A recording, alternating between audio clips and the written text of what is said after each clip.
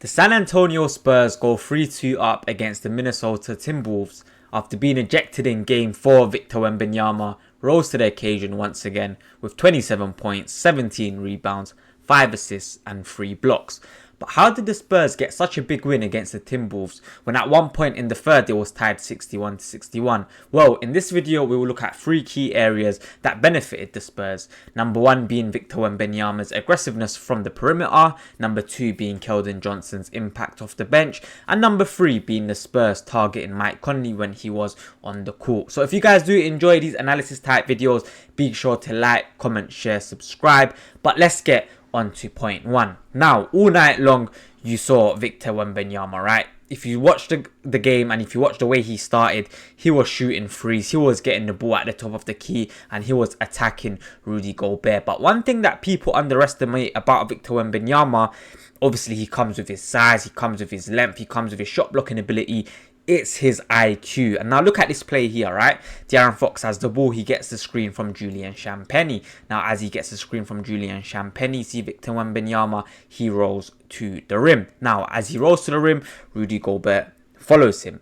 Now, there's 2 things he can do. He can stay there and make it harder for Fox because it is already quite crowded, and potentially fight for the offensive board, or he could relocate to the corner and get a free 3-point shot. Now this also makes Rudy Gobert think, do I follow Wemby out to the perimeter where he don't really want to be, or does he help Ayo Dosunmu against De'Aaron Fox, who, you know, De'Aaron Fox actually did start the game quite well. But just look what happens, right? As he rotates to the corner, he gets the ball from De'Aaron Fox, who does a nice spin. He pretends to go up. Rudy is there. He's protecting the rim. As he goes up, he sees Wembenyama in the corner. Now, Wemby has the ball. And look at the space he has just to get the ball, set himself and shoot the free. And he was doing that all night long, especially in the first half. And that was not his first free that he took. He did take a free before that. And that kind of set the tone where Rudy's like, alright, cool. I know what type of mood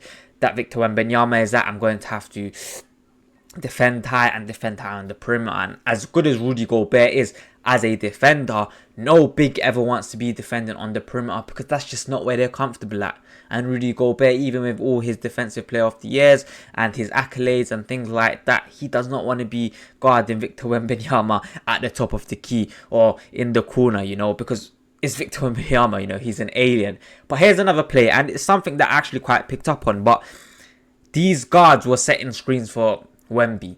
Now, I was watching the game and I was thinking, especially in the first quarter where he had like 16 points in about 6 minutes, I was thinking to myself, Victor Wembanyama is playing point guard. And here is an example of Victor Wembanyama playing point guard, right? So he gets the ball from Castle, and Castle sets the screen for Rudy Gobert. Now, as you can see, there is a lane open, and Victor Wembanyama is going to attack that lane. But the reason why he's allowed to attack that lane is because Castle sets a screen on Rudy, and as he attacks that lane, no one can come help, because from the weak side, if you get Anthony Edwards, what's he going to do? He's 6'4" versus 7'4". He can't really do anything. Julius Randle, if he goes to try put a hand in or something, you got one of the best 3-point shooters in the league in Julian Champagnie in the corner. And at home, you know, the role players, they play a lot better than they actually do, and it's kind of tough to put them in this predicament for the Timberwolves because Rudy is out of the game. He's their best defender. He's their best rim protector.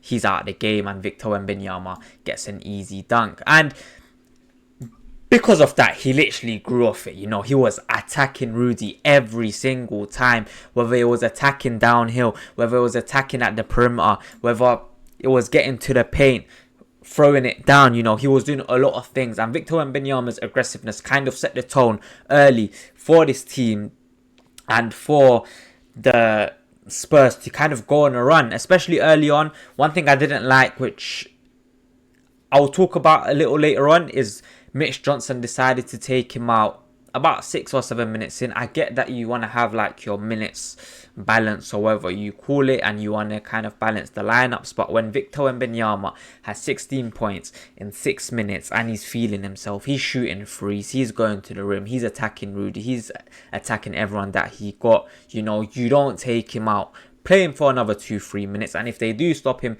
then you can take him out and you can kind of adjust your rotations as the game goes on. But when Victor Wembanyama's in this mood, you genuinely can't stop him. And it's a scary sight, and I'm happy that, you know, whilst what he did to Nas Reed in game 4 was bad, I'm happy that there was an extra suspension, because it kind of ruins the series, right? But let's move on to number 2, and number 2 is being Keldon Johnson, right? And Keldon Johnson is someone who didn't have a great series to start with.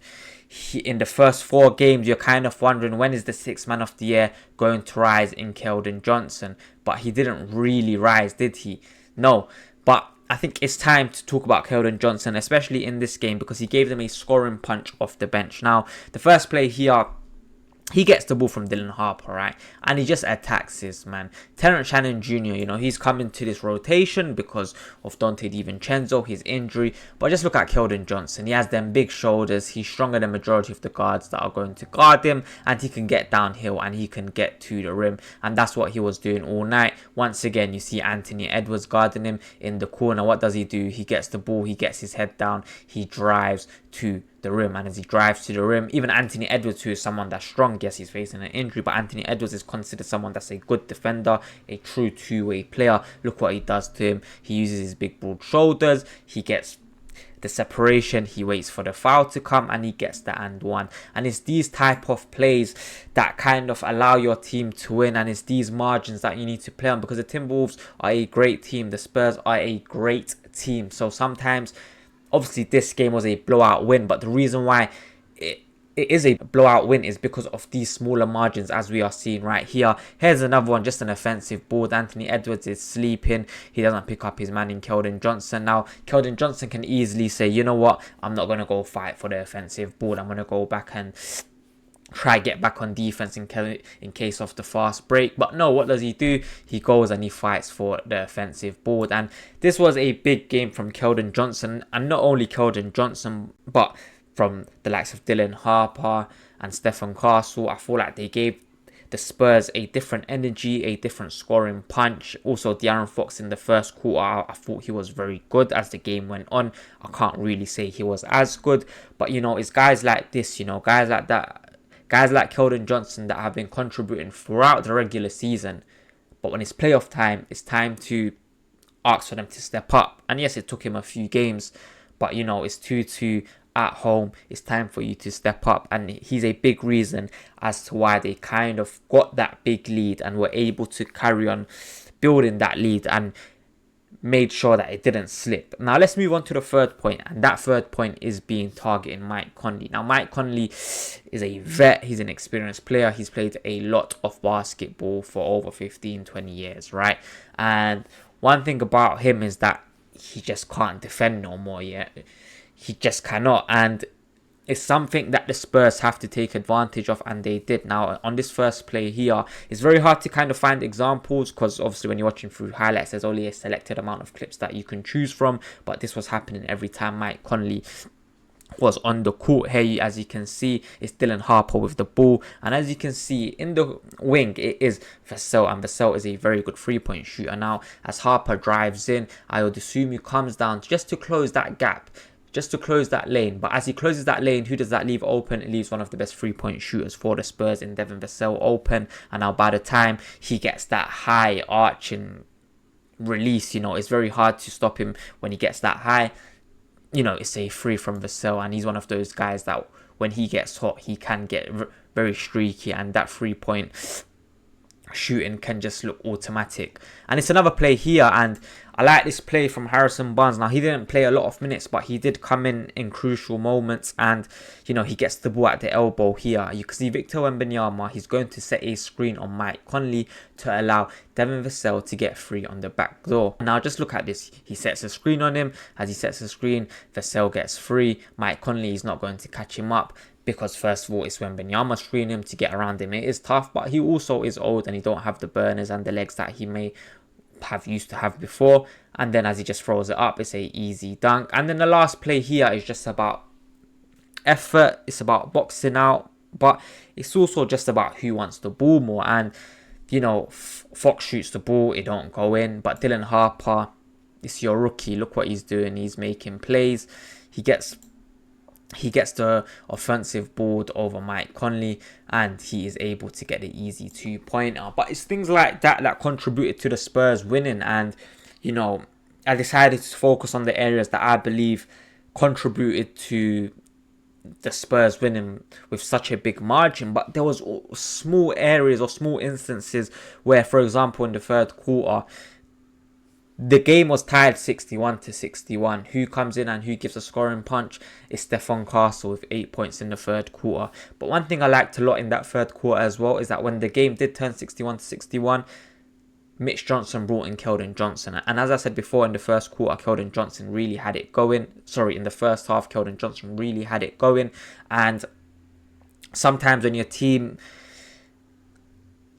is up by about 12-13 points heading into the half, sometimes you can come out with a lack of energy and you're kind of waiting for the other team to throw their punches first so you can read it and then you can kind of react. And I like that Mitch Johnson, he saw that what his team needed was Keldon Johnson, who was going to bring energy on both sides of the court, and that's exactly what he done. But if I'm changing my attention to the Minnesota Timberwolves, right, and if I'm talking about how they can be better and how they can improve, and if they do want to go through, how can they go through, I feel like there's two names that I have to mention. The first one has to be Julius Randle, right? Now, he ended with about 17 points. He got 9 of those points in the fourth quarter where the game was already done, where they were down by 20. In the first 3 quarters, he had about 8 points. Some of his shot selection is actually brain dead, right? You're looking at a Timberwolves team where you have Anthony Edwards, a great first option. You're asking to yourself, who is the second option? Julius Randle should be saying to himself, I am that second option. I am good enough to come out and I am good enough to contribute to winning plays, to help my team play actual winning basketball and allow my team to get into another conference finals and potentially face the best team in the league in the Oklahoma City Thunder, right? But no, instead, what does he do? I feel like he's very poor on the defensive side of the game. I feel like he lacks concentration. He falls asleep a lot. But also on the offensive side of the game, his shot diet, horrible. I mean, I'm seeing him try to attack Wemby when, like, you know, it's food for Wemby. If you throw the ball up in the paint, Wemby 9 times out of 10 is going to block the ball, or he's going to make it a very, very hard shot. And I'm still seeing him take these tough shots. There are times that he could play the extra pass and he just slows down the possession and, you know, he wants to play ISO. It's just things like that where you say to yourself, if you had a better option than Julius Randle, could they potentially go all the way and win it in 7 games? Yes, but do I trust them to win this series with Julius Randle as their second option? No, I don't. And that's just how I simply see it. A lot of fans see it as well. And I'm pretty sure Timberwolves fans are also frustrated with the way that Julius Randle is playing. But there's a lot of talk on Julius Randle, but another player is Rudy Gobert. Now, Rudy Gobert has a tough task in guarding Victor Wembanyama, but not only Victor Wembanyama. If you look at the way the Spurs play, they get a lot of rim touches, they get a lot of paint touches, and they are very aggressive. So he has kind of that responsibility as well to try to take them away from there and protect the rim as you do as a 5. But on the offensive end, Rudy Gobert, I said it in like the other video I made, I forgot which game they were playing in, but yeah, I believe it was in the game against the Nuggets. I said that Rudy Gobert is too hot and cold sometimes, where on the offensive end, he sometimes can't catch the ball. There was one possession, I believe, in I think the second or third quarter, where Anthony Edwards passed him the ball. If he catches it, he throws it down with 2 hands. A simple dunk. He gets the ball. It's an easy pass to catch, by the way. He gets the ball, he drops it, and he fumbles it. And Anthony Edwards, as the ball goes out, he's telling him, come on, catch the ball, throw it down with 2 hands. We need you to be doing better. And I feel like it's been said too many times, especially on the offensive end for Rudy Gobert. And it's not like they're asking him to do like something crazy like Victor Wembanyama is doing. All they're asking him to do is catch the ball in the paint, get shots up, don't give away like silly fouls or don't give away silly turnovers. And it's not necessarily a turnover fault by him, but just the fact that sometimes he can't catch the ball, or sometimes he plays a silly pass, or sometimes he's not in the right position. It can hurt them on the offensive end, and we have seen that. I feel like Jaden McDaniels, obviously we saw his heroics against the Denver Nuggets. He still hasn't really found that level of play in this series, I should say. I feel like they're waiting for him to step up as well, but it's going to be tough for the Timberwolves. Obviously, when they're at home, anything can happen, especially the Spurs. This is their first year in the playoffs. For a lot of these guys, they don't really have playoff experiences, and going away from home is a lot harder than playing at home, and that's where the role players either rise to the occasion or they shrink. So a lot of the times you see the role players shrink, and anything can happen really. So game 6 will be interesting to watch. Do I think the Timberwolves can win? Of course I think they can win. I feel like the Spurs, especially in the first half, they done very well in doubling Anthony Edwards and getting the ball out of his hands and forcing someone else to take a shot. Now Anthony Edwards is a special player. He's a talented scorer. Even with his injuries, he's still going to find ways to manipulate that double and make it work in his favour. But I think last night, especially in the first half, he did really struggle, and in the second half you can see it was a pick-up of pace more so than anything. Like, as soon as he got the ball, he didn't wait for the double to come. He got the ball, he attacked off the pass, he attacked off the dribble, and you saw him just try and make plays. And he did end up with the most points on the Timberwolves, which is kind of concerning, right? An injured Anthony Edwards, you know, constantly being your guy to kind of bail you out when you have other players that should be able to do it as well. It is a bit concerning, but that's the talent that Anthony Edwards has. That's how special he is. And you know, it is kind of sad to see, you know, him putting his body through all of this, and then you have someone like Julius Randle who's not doing enough on his end to help his team win. So anything can happen in game 6. I do believe the Spurs will take this series, and I do believe that a Spurs OKC final will be better to watch for the casual. I feel like it can go to game 7, it can go to game 7, and as we've seen in the regular season between the Spurs and the OKC, it's always a good matchup. But make sure to comment down your thoughts below. I've tried to analyze it in the way that I've seen it. I'm always trying to analyze games through a different lens. This has been a different type of video to the ones that I've made previously. So if you guys did enjoy it, be sure to like, comment, share, subscribe. But I've been your boy, Najib is the Sun, and I'm out. Peace.